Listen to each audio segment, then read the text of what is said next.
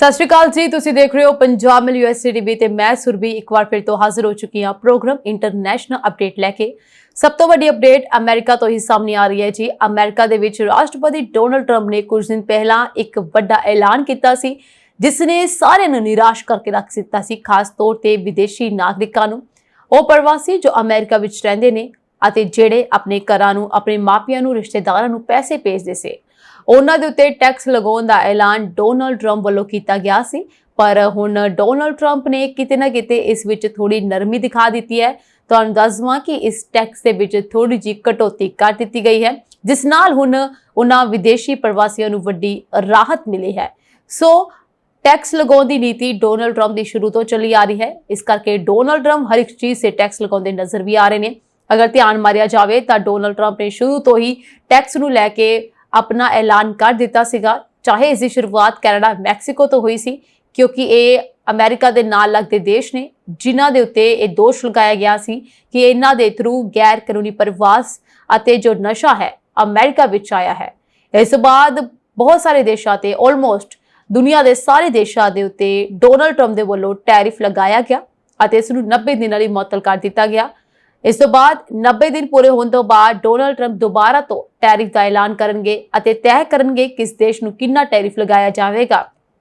इसकी सूची Donald Trump वालों जो ट्रंप टैरिफ का ऐलान किया गया सी उदों जारी की गई सी, जिस में सब तो ज़्यादा टैक्स जो सीगा चीन नूं लगाया गया। डोनाल्ड ट्रंप का मानना है कि इस टाइम दे विच यानी कि जो 90 दिन सारे देशों नूं दिते गए ने जिस विच टैक्स नूं पोस्टपोन कर दिता गया है, इसकी वजह यह है कि जो बाकी देश होंगे डोनाल्ड ट्रंप दे नाल आके गलबात करनगे। ट्रंप दे नाल गलबात करन तो बाद ट्रंप इस बारे सोचणगे कि किस देश उत्ते कितना टैक्स लगाया जाएगा। सो भारत उत्ते भी टैक्स लगाया गया है, जिससे बदले भारत ने भी अमेरिका दे उत्ते टैक्स लगाया है।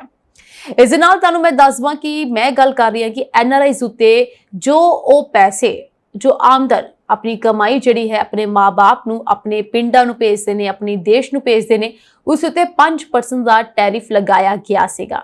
सो हुण इस नूं घटा दिता गया है ते जो कि अमेरिका दे विच रह रहे उन्हां लोकां दे लई इक वड्डी राहत है। अमेरिका दी डोनाल्ड ट्रंप सरकार ने उन्हां विदेशियां नूं इह राहत प्रदान कर दित्ती है जो अमेरिका विच काम करदे हन, पढ़दे अते कारोबार करदे हन अते अपने देशां नूं वापस पैसे भेजदे हन। राहत वजों पहला प्रस्तावित 5% टैक्स सीगा, जिसनूं हुण घटा के 3.5% कर दिता गया है। इस ताज़ा फैसले दे नाल अमेरिका विच काम करन वाले भारतीयां नूं खास तौर ते वड्डा फायदा होवेगा। भारतीय की गल इस करके हर बार की जाती है क्योंकि भारतीय की गिनती अमेरिका विच बहुत ज़्यादा है और सब तो ज़्यादा भारतीय ही अपने देश भारत विच अपने पैसे भेजते हैं। ये टैक्स जिसनूं रेमिटेंस ट्रांसफर ते एक्साइज टैक्स भी कहा जाता है।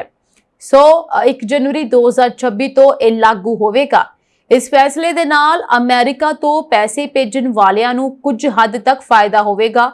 सो ट्रंप प्रशासन ने अमेरिका तो दूजे देशों नूं पैसे भेजण ते टैक्स इकट्ठा करन लई excise tax on remittance transfer नामक एक बिल पेश किया है। रिपब्लिकन जिन्हां ने इसनूं एक सुंदर बिल दस्सिया, उन्होंने कहा कि यह 5% टैक्स इकट्ठा करेगा। सो हालांकि आलोचना अते विरोध कारण इसनूं अंत विच 3.5% तक घटा दिता गया। बैंक अते मनी ट्रांसफर कंपनियां जो पैसे ट्रांसफर कर दिया हन ये टैक्स इकट्ठा कर दिया हन अते सरकार नूं अदा कर दिया हन। ये टैक्स कानून bill one big beautiful act दे नाम हेठ बनाया गया सीगा। अमरीकी प्रतिनिधि सभा ने इसनूं मंजूरी दे दी। इस हक विच 215 अते विरोध भी 214 वोटां पईयां। इस गल तो अंदाजा लगाया जा सकता है कि 50-50% होया है। 50% ये लोग जो सी चाहते हैं, 50% इसका विरोध कर रहे हैं। इसका मतलब है कि यह बिल बहुत घट बहुमत नाल पास होया। अमेरिका विच लगभग 4.46 मिलियन भारती हैं।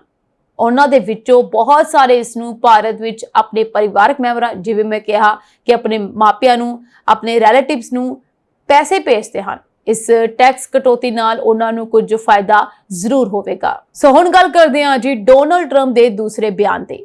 ये पहला ऐलान तो डोनाल्ड ट्रंप ने कर दिता जिस विच कुछ राहत मिली है। दूसरे ऐलान दे विच डोनाल्ड ट्रंप ने विद्यार्थियों नूं लैके एक चिंता पैदा कर दी है विद्यार्थियों के मनां दे विच। ਸੋ ਵਿਦਿਆਰਥੀਆਂ ਨੂੰ ਲੈ ਕੇ ਡੋਨਲਡ ਟਰੰਪ ਨੇ ਹੁਣ ਹਾਰਵਰਡ ਯੂਨੀਵਰਸਿਟੀ ਨੂੰ ਇੱਕ ਨਵਾਂ ਆਦੇਸ਼ ਦੇ ਦਿੱਤਾ ਹੈ। ਇਸ ਤੋਂ ਪਹਿਲਾਂ ਵੀ ਅਮਰੀਕੀ ਰਾਸ਼ਟਰਪਤੀ ਨੇ ਹਾਰਵਰਡ ਯੂਨੀਵਰਸਿਟੀ ਤੋਂ ਕੁਝ ਵੇਰਵੇ ਮੰਗੇ ਸੀ, ਜਿਸ ਨੂੰ ਜੋ ਯੂਨੀਵਰਸਿਟੀ ਹੈ ਪ੍ਰਦਾਨ ਨਹੀਂ ਕਰ ਸਕੇ। ਯੂਨੀਵਰਸਿਟੀ ਦਾ ਮਾਮਲਾ ਬਹੁਤ ਜ਼ਿਆਦਾ ਚਰਚਾ ਦੇ ਵਿੱਚ ਬਣਿਆ ਹੋਇਆ ਹੈ। ਹੁਣ ਡੋਨਲਡ ਟਰੰਪ ਸਰਕਾਰ ਯਾਨੀ ਅਮਰੀਕੀ ਸਰਕਾਰ ਤੇ ਯੂਨੀਵਰਸਿਟੀ ਦੇ ਵਿੱਚ ਇੱਕ ਵੱਡਾ ਟਕਰਾਅ ਹੋ ਚੁੱਕਿਆ ਹੈ। ਇਸ ਟਕਰਾਅ ਦੇ ਵਿੱਚ ਜੋ ਪੀਸਰੇ ਨੇ ਉਹ ਹੈਗੇ ਜੀ ਵਿਦਿਆਰਥੀ ਵਿਦੇਸ਼ੀ ਵਿਦਿਆਰਥੀ ਇਸ ਚੱਕੇ ਵਿੱਚ ਚੰਗੀ ਤਰ੍ਹਾਂ ਪੀਸੇ ਜਾ ਰਹੇ ਨੇ, ਜਿਸ ਕਰਕੇ ਵਿਦਿਆਰਥੀਆਂ ਨੂੰ ਹੁਣ ਆਪਣੀ ਕਾਨੂੰਨੀ ਸਥਿਤੀ ਦਾ ਵੀ ਕੁਝ ਅੰਦਾਜ਼ਾ ਨਹੀਂ ਹੈ ਕਿ ਕਿਸ ਤਰੀਕੇ ਦੀ ਉਹਨਾਂ ਦੀ ਕਾਨੂੰਨੀ ਸਥਿਤੀ ਹੈ ਅਤੇ ਉਹ ਅਮਰੀਕਾ ਵਿੱਚ ਸਟੱਡੀ ਕਰ ਸਕਣਗੇ ਜਾਂ ਫਿਰ ਨਹੀਂ, ਜਾਂ ਉਹਨਾਂ ਦੇ ਨਾਲ ਕੀ ਕੀਤਾ ਜਾਏਗਾ, ਇਸ ਬਾਰੇ ਕੁਝ ਨਹੀਂ ਕਿਹਾ ਜਾ ਸਕਦਾ। ਫਿਲਹਾਲ ਅਮਰੀਕੀ ਸਰਕਾਰ ਦੇ ਵੱਲੋਂ ਹਾਰਵਰਡ ਯੂਨੀਵਰਸਿਟੀ ਦੇ ਵਿੱਚ ਵਿਦੇਸ਼ੀ ਵਿਦਿਆਰਥੀਆਂ ਦੇ ਦਾਖਲੇ ਤੇ ਰੋਕ ਲਗਾ ਦਿੱਤੀ ਗਈ ਸੀ। ਇਸ ਤੋਂ ਬਾਅਦ ਇੱਕ ਹਲਚਲ ਮਚ ਗਈ ਸੀ ਕਿਉਂਕਿ ਹਾਰਵਰਡ ਯੂਨੀਵਰਸਿਟੀ ਦੇ ਵਿੱਚ ਸਭ ਤੋਂ ਜ਼ਿਆਦਾ ਗਿਣਤੀ ਵਿਦੇਸ਼ੀ ਵਿਦਿਆਰਥੀਆਂ ਦੀ ਹੈ। ਸੋ ਹਾਰਵਰਡ ਨੇ ਖੁਦ ਕਿਹਾ ਹੈ ਕਿ ਹਾਰਵਰਡ ਯੂਨੀਵਰਸਿਟੀ ਵਿਦੇਸ਼ੀ ਵਿਦਿਆਰਥੀਆਂ ਦੇ ਬਿਨਾਂ ਹਾਰਵਰਡ ਨਹੀਂ ਹੈ। ਅਗਰ ਉੱਥੇ ਵਿਦੇਸ਼ੀ ਵਿਦਿਆਰਥੀ ਨਹੀਂ ਹੋਣਗੇ ਤੇ ਯੂਨੀਵਰਸਿਟੀ ਕੁਝ ਵੀ ਨਹੀਂ ਹੈ। ਇਸ ਤੋਂ ਬਾਅਦ ਯੂਨੀਵਰਸਿਟੀ ਨੇ ਅਦਾਲਤ ਦਾ ਸਹਾਰਾ ਲਿਆ, ਜਿਸ ਤੋਂ ਬਾਅਦ ਅਦਾਲਤ ਦੇ ਵਿੱਚ ਇੱਕ ਸੰਘੀ ਜੱਜ ਨੇ ਆਪਣਾ ਫੈਸਲਾ ਸੁਣਾਇਆ ਤੇ ਵਿਦੇਸ਼ੀ ਵਿਦਿਆਰਥੀ ਦੇ ਦਾਖਲੇ ਤੇ ਜੋ ਰੋਕ ਲਗਾਈ ਗਈ ਸੀ ਉਸ ਨੂੰ ਰੱਦ ਕਰ ਦਿੱਤਾ। ਉਸ ਤੋਂ ਬਾਅਦ ਇਹ ਕਿਹਾ ਗਿਆ ਕਿ ਵਿਦਿਆਰਥੀ ਆਪਣੀ ਸਟੱਡੀ ਜੋ ਕੰਟੀਨਿਊ ਇੱਥੇ ਕਰ ਰਹੇ ਨੇ ਅੱਗੇ ਕਰਦੇ ਰਹਿਣਗੇ, ਯਾਨੀ ਕਿ ਜੋ ਮੌਜੂਦਾ ਹਾਲਾਤ ਨੇ ਇਸ ਦੇ ਵਿੱਚ ਜੋ ਵਿਦਿਆਰਥੀ ਇਸ ਯੂਨੀਵਰਸਿਟੀ ਵਿੱਚ ਪੜ੍ਹ ਰਹੇ ਨੇ ਪ੍ਰੈਜ਼ੈਂਟ ਵਿਦਿਆਰਥੀ ਉਸੇ ਤਰੀਕੇ ਨਾਲ ਸਟੱਡੀ ਕਰਦੇ ਰਹਿਣਗੇ। ਜਦਕਿ ਅਮਰੀਕੀ ਸਰਕਾਰ ਵੱਲੋਂ ਕਿਹਾ ਗਿਆ ਸੀਗਾ ਕਿ ਜੋ ਸਟੂਡੈਂਟਸ ਇਸ ਟਾਈਮ ਯੂਨੀਵਰਸਿਟੀ ਵਿੱਚ ਪੜ੍ਹ ਰਹੇ ਨੇ ਉਹਨਾਂ ਨੂੰ ਕਿਸੇ ਦੂਸਰੀ ਯੂਨੀਵਰਸਿਟੀ ਵਿੱਚ ਸ਼ਿਫਟ ਕਰ ਦਿੱਤਾ ਜਾਏਗਾ। ਇਸ ਤੋਂ ਬਾਅਦ ਇਹ ਵੀ ਕਿਹਾ ਗਿਆ ਕਿ ਜਿਹੜੇ ਵਿਦਿਆਰਥੀ ਦਾਖਲਾ ਲੈਣਾ ਚਾਹੁੰਦੇ ਨੇ ਦਾਖਲਾ ਲੈ ਸਕਦੇ ਨੇ।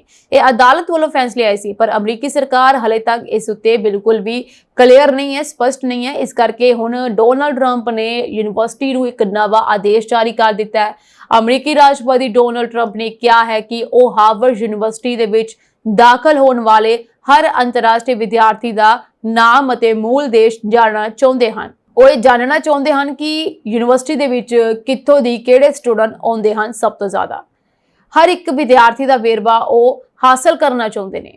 ਇਹ ਮੰਗ ਇੱਕ ਸੰਘੀ ਜੱਜ ਵੱਲੋਂ ਟਰੰਪ ਪ੍ਰਸ਼ਾਸਨ ਨੂੰ ਹਾਰਵਰਡ ਦੀ ਵਿਦੇਸ਼ੀ ਵਿਦਿਆਰਥੀਆਂ ਨੂੰ ਦਾਖਲ ਕਰਨ ਦੀ ਯੋਗਤਾ ਨੂੰ ਰੱਦ ਕਰਨ ਤੋਂ ਰੋਕਣ ਤੋਂ ਕੁਝ ਦਿਨ ਬਾਅਦ ਆਈ ਹੈ। ਟਰੰਪ ਨੇ ਆਪਣੇ ਟਰੁਥ ਸੋਸ਼ਲ ਦੇ ਵਿੱਚ ਇੱਕ ਪੋਸਟ ਸਾਂਝੀ ਕੀਤੀ ਹੈ, ਜਿਸ ਵਿੱਚ ਉਹਨਾਂ ਨੇ ਕਿਹਾ ਹੈ ਕਿ ਅਸੀਂ ਜਾਣਨਾ ਚਾਹੁੰਦੇ ਹਾਂ ਕਿ ਉਹ ਵਿਦੇਸ਼ੀ ਵਿਦਿਆਰਥੀ ਕੌਣ ਹਨ। ਇੱਕ ਵਾਜਬ ਬੇਨਤੀ ਹੈ ਕਿਉਂਕਿ ਅਸੀਂ ਹਾਰਵਰਡ ਨੂੰ ਅਰਬਾਂ ਡਾਲਰ ਦਿੰਦੇ ਹਾਂ ਅਤੇ ਹਾਰਵਰਡ ਬਿਲਕੁਲ ਵੀ ਅੱਗੇ ਨਹੀਂ ਆ ਰਿਹਾ, ਯਾਨੀ ਕਿ ਹਾਰਵਰਡ ਯੂਨੀਵਰਸਿਟੀ ਵੱਲੋਂ ਕੋਈ ਵੀ ਵੇਰਵੇ ਸਾਂਝੇ ਨਹੀਂ ਕੀਤੇ ਜਾ ਰਹੇ ਅਤੇ ਯੂਨੀਵਰਸਿਟੀ ਅਮਰੀਕੀ ਸਰਕਾਰ ਦਾ ਸਾਥ ਨਹੀਂ ਦੇ ਰਹੀ ਹੈ। ਉਹਨਾਂ ਨੇ ਕਿਹਾ ਕਿ ਅਸੀਂ ਉਹ ਨਾਮ ਅਤੇ ਦੇਸ਼ਾਂ ਬਾਰੇ ਜਾਣਨਾ ਚਾਹੁੰਦੇ ਹਾਂ।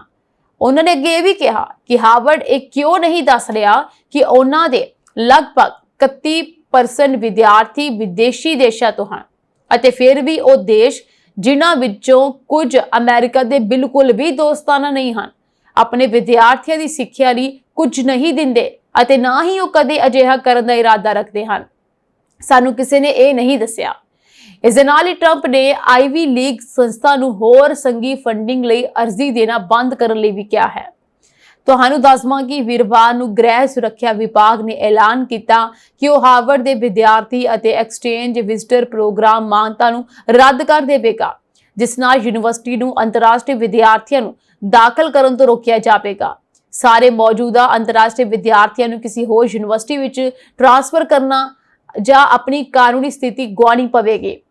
ਹਾਰਵਰਡ ਨੇ ਤੁਰੰਤ ਪ੍ਰਸ਼ਾਸਨ ਦੇ ਵਿਰੁੱਧ ਮੁਕੱਦਮਾ ਦਾਇਰ ਕੀਤਾ ਸੀ, ਜਿਵੇਂ ਮੈਂ ਕਿਹਾ, ਅਤੇ ਉਸ ਵਿੱਚ ਸੰਘੀ ਜੱਜ ਨੇ ਆਪਣਾ ਫੈਸਲਾ ਸੁਣਾਇਆ ਤੇ ਅਸਥਾਈ ਰੋਕ ਲਗਾਉਣ ਦਾ ਆਦੇਸ਼ ਜਾਰੀ ਕਰ ਦਿੱਤਾ ਸੀ, ਜਿਸ ਵਿੱਚ ਸਰਕਾਰ ਨੂੰ ਪੂਰੀ ਸੁਣਵਾਈ ਤੱਕ ਪਾਬੰਦੀ ਲਾਗੂ ਕਰਨ ਤੋਂ ਰੋਕ ਦਿੱਤਾ ਗਿਆ। ਹਾਰਵਰਡ ਦਾ ਡਾਟਾ ਦਰਸਾਉਂਦਾ ਹੈ ਕਿ 2023 ਸਮੈਸਟਰ ਦੇ ਅੰਤ ਤੱਕ ਅੰਤਰਰਾਸ਼ਟਰੀ ਵਿਦਿਆਰਥੀ ਇਸ ਦੇ ਕੁੱਲ ਦਾਖਲੇ ਦਾ 27% ਤੋਂ ਵੱਧ ਬਣ ਜਾਣਗੇ। ਇਸ ਦੇ ਨਾਲ ਹੀ ਯੂਨੀਵਰਸਿਟੀ ਵਰਤਮਾਨ ਵਿੱਚ ਯਾਨੀ ਪ੍ਰੈਜ਼ੈਂਟ ਦੇ ਵਿੱਚ 140 ਤੋਂ ਵੱਧ ਦੇਸ਼ਾਂ ਅਤੇ ਖੇਤਰਾਂ ਦੇ ਲਗਭਗ 6800 ਅੰਤਰਰਾਸ਼ਟਰੀ ਵਿਦਿਆਰਥੀਆਂ ਅਤੇ ਵਿਦਵਾਨਾਂ ਨੂੰ ਦਾਖਲ ਕਰਦੀ ਹੈ ਅਤੇ ਜਿਨ੍ਹਾਂ ਦੇ ਵਿੱਚ ਸਭ ਤੋਂ ਜ਼ਿਆਦਾ ਗ੍ਰੈਜੂਏਟ ਪੱਧਰ ਦੀ ਪੜ੍ਹਾਈ ਕਰ ਰਹੇ ਹਨ। ਇਸ ਦੇ ਨਾਲ ਹੀ ਅੰਤਰਰਾਸ਼ਟਰੀ ਵਿਦਿਆਰਥੀ ਅਮਰੀਕੀ ਉੱਚ ਸਿੱਖਿਆ ਸੰਸਥਾਵਾਂ ਲਈ ਆਮਦਨ ਦਾ ਇੱਕ ਮਹੱਤਵਪੂਰਨ ਸਰੋਤ ਵੀ ਹੈ। ਵਿਦਿਆਰਥੀਆਂ ਦੀ ਪਹਿਲੀ ਪਸੰਦ ਹਾਰਵਰਡ ਯੂਨੀਵਰਸਿਟੀ ਹੈ ਅਤੇ ਇਸ ਤੋਂ ਜੋ ਆਮਦਨ ਇਕੱਠੀ ਹੁੰਦੀ ਹੈ ਇੱਕ ਬਹੁਤ ਵੱਡਾ ਸਰੋਤ ਹੈ। ਸਿੱਖਿਆ ਸੰਸਥਾਵਾਂ ਲਈ ਅਮਰੀਕਾ ਦੇ ਲਈ ਪਰ ਇਸ ਦੇ ਬਾਵਜੂਦ ਵੀ ਟਰੰਪ ਪ੍ਰਸ਼ਾਸਨ ਜਿਹੜੀ ਹੈ ਲਗਾਤਾਰ ਇਸ ਯੂਨੀਵਰਸਿਟੀ ਤੇ ਸਖਤੀ ਕਰ ਰਹੀ ਹੈ ਅਤੇ ਜਾਣਨ ਦੀ ਕੋਸ਼ਿਸ਼ ਕਰ ਰਹੀ ਹੈ ਕਿ ਯੂਨੀਵਰਸਿਟੀ ਦੇ ਵਿੱਚ ਕੌਣ ਵਿਦਿਆਰਥੀ ਕਿੱਧਰੋਂ ਆਇਆ ਹੈ ਤੇ ਜਿਨ੍ਹਾਂ ਵਿਦਿਆਰਥੀਆਂ ਦੇ ਵੱਲੋਂ ਤੇ ਰੋਸ ਪ੍ਰਦਰਸ਼ਨ ਕੀਤੇ ਗਏ ਨੇ ਉਹ ਵਿਦਿਆਰਥੀ ਕਿਸ ਮੁਲਕ ਦੇ ਨਾਲ ਸੰਬੰਧ ਰੱਖਦੇ ਨੇ। ਤੁਹਾਨੂੰ ਦੱਸਦਾ ਇਹ ਸਾਰਾ ਮਾਮਲਾ ਇੱਥੋਂ ਹੀ ਪੱਖਿਆ ਹੈ ਜਦੋਂ ਯੂਨੀਵਰਸਿਟੀ ਦੇ ਵਿੱਚ ਕੁਝ ਪ੍ਰਦਰਸ਼ਨਕਾਰੀਆਂ ਨੇ ਪ੍ਰਦਰਸ਼ਨ ਕੀਤਾ ਅਮਰੀਕਾ ਦੇ ਵਿਰੋਧ ਦੇ ਵਿੱਚ, ਕਿਉਂਕਿ ਅਮਰੀਕਾ ਦੇ ਕਈ ਦੇਸ਼ਾਂ ਦੇ ਨਾਲ ਚੰਗੇ ਸੰਬੰਧ ਨਹੀਂ ਹਨ। ਫਲਸਤੀਨੀਆਂ ਨੂੰ ਲੈ ਕੇ ਬਹੁਤ ਜ਼ਿਆਦਾ ਵਿਰੋਧ ਪ੍ਰਦਰਸ਼ਨ ਜਿਹੜਾ ਉੱਥੇ ਹੋਇਆ ਸੀਗਾ। ਸੋ ਇਹਨਾਂ ਨੂੰ ਲੈ ਕੇ ਹੀ ਡੋਨਾਲਡ ਟਰੰਪ ਸਰਕਾਰ ਨੇ ਫੈਸਲਾ ਲਿਆ ਅਤੇ ਆਦੇਸ਼ ਜਾਰੀ ਕੀਤਾ ਕਿ ਜਿਨ੍ਹਾਂ ਵਿਦਿਆਰਥੀਆਂ ਨੇ ਇਸ ਪ੍ਰਦਰਸ਼ਨ ਦੇ ਵਿੱਚ ਹਿੱਸਾ ਲਿਆ ਉਹਨਾਂ ਦੇ ਵੀਜ਼ੇ ਰੱਦ ਕੀਤੇ ਜਾਣ ਅਤੇ ਉਹਨਾਂ ਨੂੰ ਡਿਪੋਰਟ ਕਰ ਦਿੱਤਾ ਜਾਵੇ। ਇਸ ਤੋਂ ਬਾਅਦ ਇਹਨਾਂ ਸਾਰੇ ਵਿਦਿਆਰਥੀਆਂ ਨੂੰ ਈਮੇਲਸ ਮਿਲੀਆਂ ਸੀ। ਈਮੇਲਸ ਮਿਲਣ ਤੋਂ ਬਾਅਦ ਵਿਦਿਆਰਥੀਆਂ ਦੇ ਮਨ ਵਿੱਚ ਡਰ ਪੈਦਾ ਹੋ ਗਿਆ, ਉਹਨਾਂ ਦਾ ਭਵਿੱਖ ਹਨੇਰੇ ਵਿੱਚ ਆ ਚੁੱਕਿਆ ਸੀ ਤੇ ਉਹਨਾਂ ਦੇ ਜੋ ਸਟੱਡੀ ਵੀਜ਼ੇ ਸੀ ਉਹ ਰੱਦ ਹੋ ਚੁੱਕੇ ਸੀਗੇ। ਪਰ ਦੁਬਾਰਾ ਤੋਂ ਯੂਨੀਵਰਸਿਟੀ ਦੇ ਵਿੱਚ ਬਹੁਤ ਸਾਰੇ ਵੇਰਵੇ ਮੰਗੇ ਜਾ ਰਹੇ ਨੇ ਤੇ ਅਮਰੀਕੀ ਸਰਕਾਰ ਨੇ ਦੋਸ਼ ਲਗਾਇਆ ਹੈ ਕਿ ਯੂਨੀਵਰਸਿਟੀ ਬਿਲਕੁਲ ਵੀ ਅਮਰੀਕਾ ਦਾ ਸਾਥ ਨਹੀਂ ਦੇ ਰਹੀ ਹੈ ਅਤੇ ਜੋ ਮੰਗ ਜਿਹੜੀ ਹੈ ਅਮਰੀਕੀ ਸਰਕਾਰ ਵੱਲੋਂ ਕੀਤੀ ਜਾ ਰਹੀ ਹੈ ਉਸ ਤਰੀਕੇ ਦੇ ਨਾਲ ਅਤੇ ਜੋ ਨਿਯਮ ਜੋ ਕਹੇ ਗਏ ਸੀ, ਰੂਲਸ ਕਹੇ ਗਏ ਸੀ ਫੋਲੋ ਕਰਨ ਨੂੰ, ਉਹ ਵੀ ਯੂਨੀਵਰਸਿਟੀ ਵੱਲੋਂ ਫੋਲੋ ਨਹੀਂ ਕੀਤੇ ਗਏ। ਇਸ ਕਰਕੇ ਹੀ ਇਸ ਦਾਖਲੇ ਦੇ ਪਾਬੰਦੀ ਜਿਹੜੀ ਹੈ ਲਗਾਈ ਗਈ ਹੈ। ਸੋ ਹੁਣ ਗੱਲ ਕਰਦੇ ਹਾਂ ਜੀ ਕੈਨੇਡਾ ਦੀ ਪੀਆਰ ਹਾਸਲ ਕਰਨ ਵਾਲੇ ਲੋਕਾਂ ਦੀ। ਇਸ ਦੀ ਗਿਣਤੀ ਬਹੁਤ ਜ਼ਿਆਦਾ ਹੈ ਜੋ ਲੋਕ ਕੈਨੇਡਾ ਦੀ ਪੀਆਰ ਹਾਸਲ ਕਰਨਾ ਚਾਹੁੰਦੇ ਨੇ, ਪਰ ਹੁਣ ਕਿਤੇ ਨਾ ਕਿਤੇ ਕੈਨੇਡਾ ਸਰਕਾਰ ਨੇ ਉਹਨਾਂ ਹਜ਼ਾਰਾਂ ਲੋਕਾਂ ਦੀ ਉਮੀਦਾਂ ਤੇ ਪਾਣੀ ਫੇਰ ਦਿੱਤਾ ਹੈ ਜੋ ਕੈਨੇਡਾ ਦੀ ਪੀਆਰ ਦੀ ਉਡੀਕ ਕਰ ਰਹੇ ਨੇ ਜਾਂ ਹਾਸਲ ਕਰਨਾ ਚਾਹੁੰਦੇ ਨੇ। ਕੈਨੇਡਾ ਸਰਕਾਰ ਵੀ ਇਮੀਗ੍ਰੇਸ਼ਨ ਨੂੰ ਲੈ ਕੇ ਲਗਾਤਾਰ ਸਖਤੀ ਕਰ ਰਹੀ ਹੈ। ਇਹ ਇਮੀਗ੍ਰੇਸ਼ਨ ਸਖਤੀਆਂ ਜਾਂ ਪੀਆਰ ਦਾ ਵੇਰਵਾ ਜੋ ਹੈ ਉਦੋਂ ਸ਼ੁਰੂ ਹੋਇਆ ਸਿਲਸਿਲਾ ਜਦੋਂ ਕੈਨੇਡਾ ਦੇ ਵਿੱਚ ਆਬਾਦੀ ਵਧਣ ਲੱਗੀ, ਬੇਰੁਜ਼ਗਾਰੀ ਵਧਣ ਲੱਗੀ, ਮਹਿੰਗਾਈ ਵਧਣ ਲੱਗੀ। ਇਸ ਤੋਂ ਬਾਅਦ ਸਰਕਾਰ ਨੇ ਇਹ ਠਾਣ ਲਿਆ ਕਿ ਕੈਨੇਡਾ ਦੀ ਆਬਾਦੀ ਦੇ ਵਿੱਚ ਕੰਟਰੋਲ ਕੀਤਾ ਜਾਵੇਗਾ। ਇਸ ਕਰਕੇ ਬਹੁਤ ਸਾਰੇ ਲੋਕਾਂ ਦੇ ਜੋ ਦਾਖਲੇ ਦੇ ਪਾਬੰਦੀ ਲਗਾ ਦਿੱਤੀ ਗਈ। ਵਿਜ਼ਟਰ ਵੀਜ਼ਾ ਤੇ ਆਉਣ ਵਾਲਿਆਂ ਤੇ ਸਭ ਤੋਂ ਵੱਡਾ ਪ੍ਰਭਾਵ ਇਸ ਦਾ ਪਿਆ ਹੈ। ਇਸ ਦੇ ਨਾਲ ਬਹੁਤ ਸਾਰੇ ਜੋ ਸਟੱਡੀ ਵੀਜ਼ਾ ਹੈ ਉਹ ਰੱਦ ਕੀਤੇ ਜਾ ਰਹੇ ਨੇ, ਇਹਨਾਂ ਦੀ ਗਿਣਤੀ ਘਟਾਈ ਜਾ ਰਹੀ ਹੈ। ਲਗਾਤਾਰ ਇਸ ਦੀ ਗਿਣਤੀ ਘਟਾਉਂਦੇ ਹੋਏ ਜੋ ਕੈਨੇਡਾ ਸਰਕਾਰ ਹੈ ਆਪਣੀ ਆਬਾਦੀ ਨੂੰ ਕੰਟਰੋਲ ਕਰਨ ਦੀ ਕੋਸ਼ਿਸ਼ ਕਰ ਰਹੀ ਹੈ। ਤੁਹਾਨੂੰ ਦੱਸ ਦਵਾਂ ਕਿ ਕੈਨੇਡਾ ਦੀ ਆਬਾਦੀ ਬਹੁਤ ਜ਼ਿਆਦਾ ਵੱਧ ਚੁੱਕੀ ਹੈ, ਇਸ ਕਰਕੇ ਫੈਸਲੇ ਜਿਹੜੇ ਨੇ ਇਹ ਲਿਆ ਜਾ ਰਿਹਾ ਹੈ। ਇਹਨਾਂ ਹਜ਼ਾਰਾਂ ਲੋਕਾਂ ਦੀ ਉਮੀਦਾਂ ਤੇ ਪਾਣੀ ਉਦੋਂ ਫਿਰਿਆ ਜਦੋਂ ਇਮੀਗ੍ਰੇਸ਼ਨ ਵਿਭਾਗ ਵੱਲੋਂ ਨਵੇਂ ਆ ਰਹੇ ਪ੍ਰਵਾਸੀਆਂ ਦੀ ਜੋ ਗਿਣਤੀ ਸੀ 15% ਕਟੌਤੀ ਕਰ ਦਿੱਤੀ ਗਈ। ਇਸ ਗਿਣਤੀ ਵਿੱਚ ਨੈਸ਼ਨਲ ਪੋਸਟ ਦੀ ਇੱਕ ਰਿਪੋਰਟ ਦੇ ਮੁਤਾਬਕ ਵਿਜ਼ਟਰ ਵੀਜ਼ਾ, ਸਟੱਡੀ ਵੀਜ਼ਾ ਅਤੇ ਵਰਕ ਪਰਮਿਟ ਵਾਲੇ ਪਾਸੇ ਆਰਾ ਚਲਾਉਣ ਮਗਰੋਂ ਪੀਆਰ ਲੈ ਕੇ ਕੈਨੇਡਾ ਆਉਣ ਵਾਲਿਆਂ ਦੀ ਗਿਣਤੀ ਵਿੱਚ ਤਕਰੀਬਨ 20,000 ਦੀ ਕਟੌਤੀ ਆ ਚੁੱਕੀ ਹੈ। ਪਰ ਦੂਜੇ ਪਾਸੇ ਇਮੀਗ੍ਰੇਸ਼ਨ ਬੰਦਿਸ਼ਾਂ ਸਦਕਾ ਕੈਨੇਡੀਅਨ ਵਸੋਂ ਵਿੱਚ ਵਾਧਾ ਪਿਛਲੇ 4 ਸਾਲ ਦੇ ਹੇਠਲੇ ਪੱਧਰ ਤੇ ਆ ਚੁੱਕਾ ਹੈ। ਇਸ ਦੇ ਨਾਲ ਹੀ ਸਟੇਟਕੈਨ ਦੇ ਇੱਕ ਅੰਕੜੇ ਦੇ ਮੁਤਾਬਕ 1 ਜਨਵਰੀ 2025 ਦੀ ਜੇ ਮੈਂ ਗੱਲ ਕਰਾਂ ਤੇ ਇਸ ਜਨਵਰੀ ਨੂੰ ਕੈਨੇਡਾ ਦੀ ਆਬਾਦੀ 4,15,28,000 ਅਤੇ 680 ਤੱਕ ਪੁੱਜ ਗਈ। ਯਾਨੀ ਇਸੇ ਸਾਲ ਦੇ ਵਿੱਚ ਇਸੇ ਆਬਾਦੀ ਨੂੰ ਘਟਾਉਣ ਵਾਸਤੇ ਹੀ ਕੈਨੇਡਾ ਸਰਕਾਰ ਯਤਨ ਕਰ ਰਹੀ ਹੈ। ਅਕਤੂਬਰ 2024 ਦੀ ਗੱਲ ਕੀਤੀ ਜਾਏ ਤੇ 2024 ਤੋਂ ਦਸੰਬਰ 2024 ਤੱਕ ਯਾਨੀ ਕਿ ਅਕਤੂਬਰ ਦੇ 2024 ਤੋਂ ਦਸੰਬਰ ਦਰਮਿਆਨ 63,382 ਵਾਧਾ ਹੋਇਆ, ਜਦਕਿ ਇਸ ਤੋਂ ਪਿਛਲੀਆਂ 2 ਤਿਮਾਹੀਆਂ ਦੌਰਾਨ ਵਸੋਂ ਵਿੱਚ 1,76,000 ਅਤੇ 699 ਦਾ ਵਾਧਾ ਦਰਜ ਕੀਤਾ ਗਿਆ ਸੀਗਾ। 2024 ਦੀ ਅੰਤਿਮ ਤਿਮਾਹੀ ਦੀ ਜੇ ਮੈਂ ਗੱਲ ਕਰਾਂ ਤੇ ਇਸ ਦੌਰਾਨ ਵਸੋਂ ਵਧਣ ਦੀ ਜੋ ਰਫ਼ਤਾਰ ਸੀ ਉਹ 0.2% ਰਹੀ, ਜੋ 2020 ਦੀ ਅੰਤਿਮ ਤਿਮਾਹੀ ਦੌਰਾਨ ਹੋਏ ਵਾਧੇ ਤੋਂ ਬਾਅਦ ਸਭ ਤੋਂ ਹੇਠਲੇ ਪੱਧਰ ਤੇ ਰਿਹਾ। ਇੱਥੇ ਦੱਸਣਾ ਬਣਦਾ ਹੈ ਕਿ ਕੈਨੇਡਾ ਸਰਕਾਰ ਵੱਲੋਂ ਮੌਜੂਦਾ ਵਰ੍ਹੇ ਦੌਰਾਨ ਪਰਮਾਨੈਂਟ ਰੈਜ਼ੀਡੈਂਸੀ ਅਧੀਨ 5 ਲੱਖ ਪ੍ਰਵਾਸੀ ਸੱਦਣ ਦਾ ਟੀਚਾ ਘਟਾ ਕੇ 3,95,000 ਕੀਤਾ ਜਾ ਚੁੱਕਿਆ ਹੈ, ਜਦਕਿ ਸਟੱਡੀ ਵੀਜ਼ਾ ਅਤੇ ਵਰਕ ਪਰਮਿਟ ਸ਼੍ਰੇਣੀਆਂ ਵਿੱਚ ਵੀ ਕੁੱਲ 6,83,000 ਟੈਂਪਰੇਰੀ ਵੀਜ਼ੇ ਜਾਰੀ ਕਰਨ ਦਾ ਟੀਚਾ ਰੱਖਿਆ ਗਿਆ। ਪਰ ਮਾਂ ਕਾਰਨੀ ਦੀ ਅਗਵਾਈ ਵਾਲੀ ਸਰਕਾਰ ਇਨ੍ਹਾਂ ਟੀਚਿਆਂ ਵਿੱਚ ਹੋਰ ਕਟੌਤੀ ਕਰ ਸਕਦੀ ਹੈ। ਕਹਿਣ ਦਾ ਭਾਵ ਇਹ ਹੈ ਕਿ ਆਉਣ ਵਾਲੇ ਸਮੇਂ ਦੇ ਵਿੱਚ ਇਨ੍ਹਾਂ ਸਭ ਚੀਜ਼ਾਂ ਦੇ ਵਿੱਚ ਵੀਜ਼ਿਆਂ ਵਿੱਚ ਹੋਰ ਕਟੌਤੀ ਕੀਤੀ ਜਾ ਸਕਦੀ ਹੈ, ਤਾਂ ਹੀ ਜਾ ਕੇ ਕਿਤੇ ਨਾ ਕਿਤੇ ਕੈਨੇਡਾ ਦੇ ਵਿੱਚ ਇਸ ਆਬਾਦੀ ਦੀ ਜੋ ਆંકੜੇ ਵੱਧ ਰਹੇ ਨੇ ਇਸ ਵਿੱਚ ਕੰਟਰੋਲ ਆਏਗਾ, ਕਿਉਂਕਿ ਕੈਨੇਡਾ ਦੇ ਵਿੱਚ ਬਹੁਤ ਸਾਰੇ ਪ੍ਰਵਾਸੀ ਮੌਜੂਦ ਨੇ ਜੋ ਪੀਆਰ ਹਾਸਲ ਕਰ ਚੁੱਕੇ ਨੇ, ਜੋ ਪੱਕੇ ਤੌਰ ਤੇ ਉੱਥੇ ਰਹਿ ਰਹੇ ਨੇ। ਸੋ ਹੁਣ ਇਹਨਾਂ ਨੂੰ ਰੋਕਿਆ ਜਾ ਰਿਹਾ ਹੈ। ਸਟੂਡੈਂਟ ਵੀਜ਼ਾ ਅਤੇ ਵਰਕ ਪਰਮਿਟ ਦੇ ਨਾਲ ਸੰਬੰਧਿਤ ਅਰਜ਼ੀਆਂ ਦਾ ਜ਼ਿਕਰ ਕੀਤਾ ਜਾਵੇ ਇੱਥੇ ਤਾਂ ਮੌਜੂਦਾ ਵਰੇ ਦੇ ਪਹਿਲੇ 3 ਮਹੀਨਿਆਂ ਦੌਰਾਨ 1,59,000 ਸਟੱਡੀ ਵੀਜ਼ਾ ਅਰਜ਼ੀਆਂ ਦਾ ਨਿਪਟਾਰਾ ਕੀਤਾ ਗਿਆ, ਜਦ ਕਿ ਵਰਕ ਪਰਮਿਟ ਵਿੱਚ ਵਾਧੇ ਅਤੇ ਨਵੇਂ ਵਰਕ ਪਰਮਿਟ ਵਾਲੀਆਂ 3,96,000 ਅਰਜ਼ੀਆਂ ਦੀ ਪ੍ਰੋਸੈਸਿੰਗ ਮੁਕੰਮਲ ਕੀਤੀ ਗਈ ਹੈ। ਉਧਰ ਹੀ ਦੂਜੇ ਪਾਸੇ ਵਿਜ਼ਟਰ ਵੀਜ਼ਾ ਦੀ ਜਿਵੇਂ ਗੱਲ ਕਰਾਂ ਤੇ ਵਿਜ਼ਟਰ ਵੀਜ਼ਾ ਤੇ ਕੈਨੇਡਾ ਪੁੱਜੇ ਲੋਕ ਆਪਣੀ ਵੀਜ਼ਾ ਮਿਆਦ ਵਿੱਚ ਵਾਧਾ ਕਰਵਾਉਂਦਿਆਂ ਵੱਧ ਤੋਂ ਵੱਧ ਸਮਾਂ ਮੁਲਕ ਵਿੱਚ ਰਹਿਣ ਨੂੰ ਤਰਜੀਹ ਦਿੰਦੇ ਹਨ। ਇਸ ਕਰਕੇ ਉਹ ਇਸ ਨੂੰ ਹੋਰ ਜ਼ਿਆਦਾ ਵਧਾ ਦਿੰਦੇ ਨੇ। ਇਸ ਦੇ ਨਾਲ 2019 ਦੇ ਵਿੱਚ ਅਜਿਹੇ ਲੋਕਾਂ ਦੀ ਗਿਣਤੀ ਦੀ ਜੇ ਮੈਂ ਗੱਲ ਕਰਾਂ ਤੇ 2019 ਵਿੱਚ ਐਸੇ ਲੋਕਾਂ ਦੀ ਗਿਣਤੀ 1,97,000 ਦਰਜ ਕੀਤੀ ਗਈ, ਜੋ 2024 ਦੇ ਤੱਕ ਵੱਧ ਕੇ 3,90,000 ਦੇ ਨੇੜੇ ਪੁੱਜਦੀ ਨਜ਼ਰ ਆਈ। 2024 ਦੇ ਹੈਰਾਨਕੁਨ ਅੰਕੜੇ ਦਰਸਾਉਂਦੇ ਹਨ ਕਿ ਟੈਂਪਰੇਰੀ ਰੈਜ਼ੀਡੈਂਟ ਦੀਆਂ ਕੁੱਲ ਅਰਜ਼ੀਆਂ ਵਿੱਚੋਂ 50% ਸਿੱਧੇ ਤੌਰ ਤੇ ਰੱਦ ਹੋ ਗਈਆਂ ਅਤੇ ਇਹ ਅੰਕੜਾ 23,50,000 ਰਹਿ ਗਿਆ। ਤੇ ਹੁਣ 2023 ਦੇ ਵਿੱਚ 18 ਲੱਖ ਵੀਜ਼ਾ ਅਰਜ਼ੀਆਂ ਰੱਦ ਕੀਤੀਆਂ ਗਈਆਂ ਸਨ। ਯਾਨੀ ਕਿ ਵੀਜ਼ਾ ਅਰਜ਼ੀਆਂ ਜੋ ਰੱਦ ਹੋ ਰਹੀਆਂ ਨੇ ਉਹ ਕਾਫੀ ਸਾਲ ਤੋਂ ਚੱਲੀਆਂ ਆ ਰਹੀਆਂ ਨੇ। ਸਭ ਤੋਂ ਵੱਧ ਸਖਤੀ ਜੋ ਕੀਤੀ ਗਈ ਹੈ ਉਹ ਵਿਜ਼ਟਰ ਵੀਜ਼ਾ ਮੰਗਣ ਵਾਲਿਆਂ ਦੇ ਨਾਲ ਹੀ ਕੀਤੀ ਗਈ ਹੈ। ਯਾਨੀ ਕਿ ਵੀਜ਼ਾ ਮੰਗਣ ਵਾਲਿਆਂ ਦੇ ਨਾਲ ਜੋ ਸਖਤੀ ਹੈ ਸਭ ਤੋਂ ਜ਼ਿਆਦਾ ਵਰਤੀ ਗਈ ਅਤੇ 54% ਅਰਜ਼ੀਆਂ ਇੱਥੇ ਰੱਦ ਹੋਈਆਂ, ਜਦਕਿ 2023 ਵਿੱਚ 40% ਅਰਜ਼ੀਆਂ ਸੀ ਜੋ ਰੱਦ ਹੋਈਆਂ ਸੀ। ਸੋ ਇਹ ਹੁਣ ਅਰਜ਼ੀਆਂ ਦੀ ਗਿਣਤੀ ਵੱਧਦੀ ਜਾ ਰਹੀ ਹੈ ਰੱਦ ਹੋਣ ਦੀ। ਜਿੱਥੇ ਪਹਿਲਾਂ 40% ਸੀ, ਉਧਰ ਹੀ 54% ਜੋ ਫੀਸਦੀ 54% ਜਿਹੜੀਆਂ ਅਰਜ਼ੀਆਂ ਰੱਦ ਹੋਈਆਂ ਅਤੇ ਆਉਣ ਵਾਲੇ ਸਮੇਂ ਵਿੱਚ ਇਹ ਹੋਰ ਕਿੰਨੀਆਂ ਰੱਦ ਹੋਣਗੀਆਂ ਇਸ ਬਾਰੇ ਹਲੇ ਕੁਝ ਵੀ ਨਹੀਂ ਕਿਹਾ ਜਾ ਸਕਦਾ। ਸੋ ਅਮਰੀਕੀ ਰਾਸ਼ਟਰਪਤੀ ਡੋਨਾਲਡ ਟਰੰਪ ਨੇ ਇੱਕ ਹੋਰ ਆਦੇਸ਼ ਜਾਰੀ ਕੀਤਾ ਹੈ ਜੋ ਕਿ ਇੱਕ ਦੇਸ਼ ਵਾਸਤੇ ਹੈ ਜਿਸ ਦੇ ਨਾਗਰਿਕਾਂ ਦੇ ਉੱਤੇ ਗਾਜ਼ ਡਿੱਗ ਚੁੱਕੀ ਹੈ ਅਤੇ ਉਹਨਾਂ ਦੀ ਨਾਗਰਿਕਤਾ ਜਾਂ ਫਿਰ ਉਹਨਾਂ ਦੇ ਉੱਤੇ ਇੱਕ ਵੱਡਾ ਸੰਕਟ ਮੰਡਰਾਉਣ ਲੱਗਾ ਹੈ।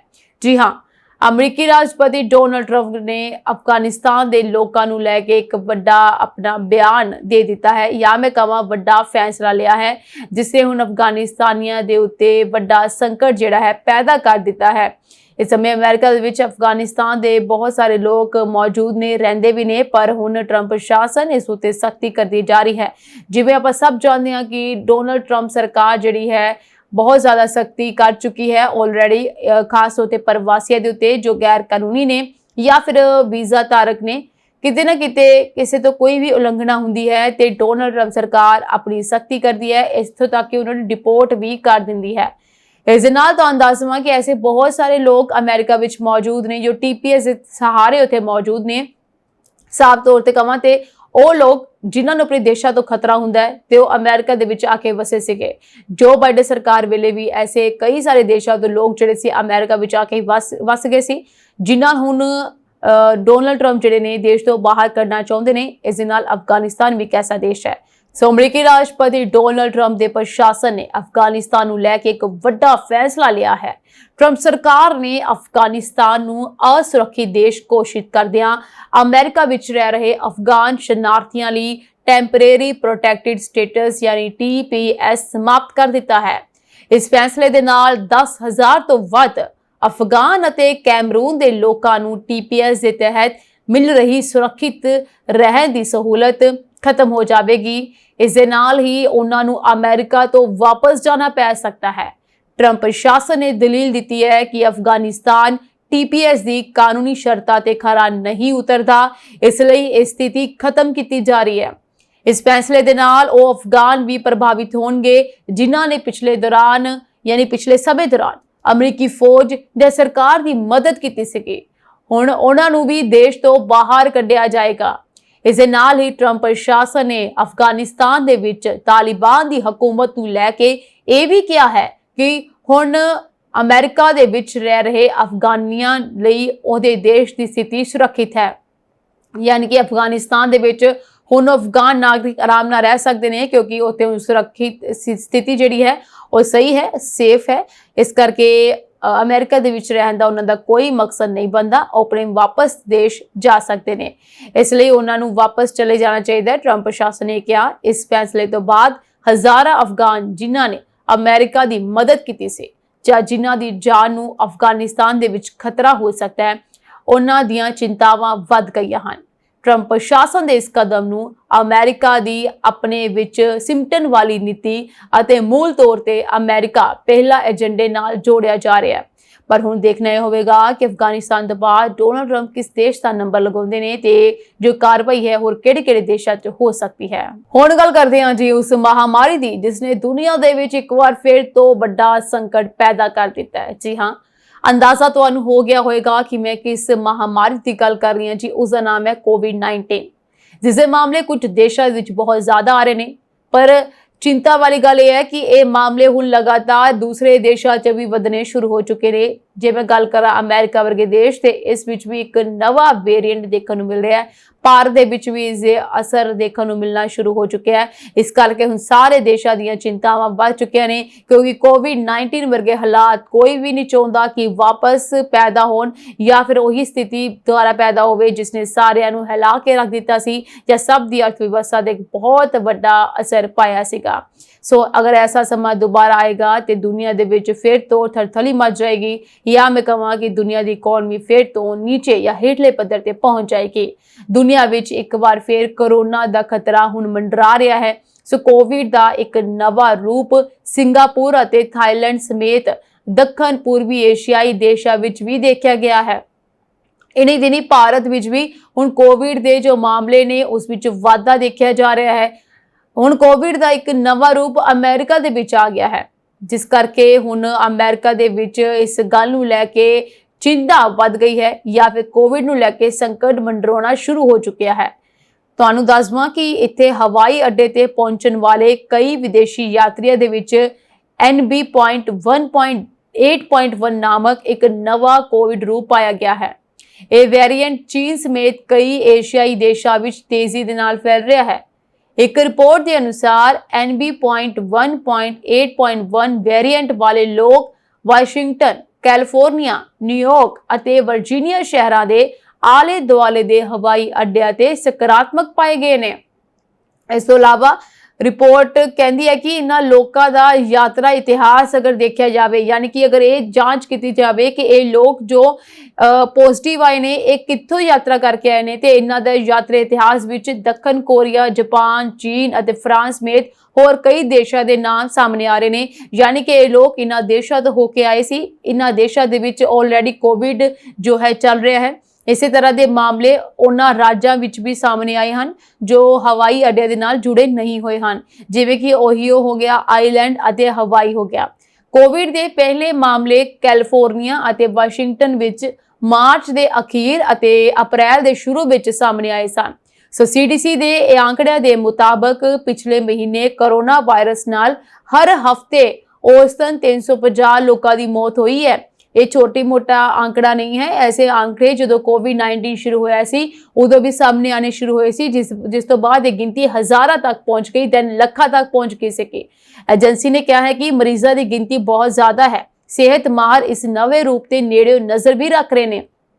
तुहानूं ये भी दस दवां कि हांगकांग अते ताइवान विच कोविड के मामले तेजी दे नाल वध रहे हैं, जिस करके उत्ते हस्पतालों दे विच मरीजों की गिनती बहुत ज्यादा है अते मरीज उन्हां हस्पतालों दे विच भरे हुए हैं अते लोकां नूं मास्क पहनण लई कहा जा रहा है, खुद नूं सैनिटाइज करन लई अते आइसोलेट करन लई भी कहा जा रहा है अगर उन्हां नूं कोविड-19 के कोई भी लक्षण नजर आउंदे ने। लोकां नूं भीड़ वाले इलाकिਆਂ तो बचण लई कहा भी जा रहा है। ताइवान विच भी कोविड के गंभीर मामले देखे जा रहे हैं।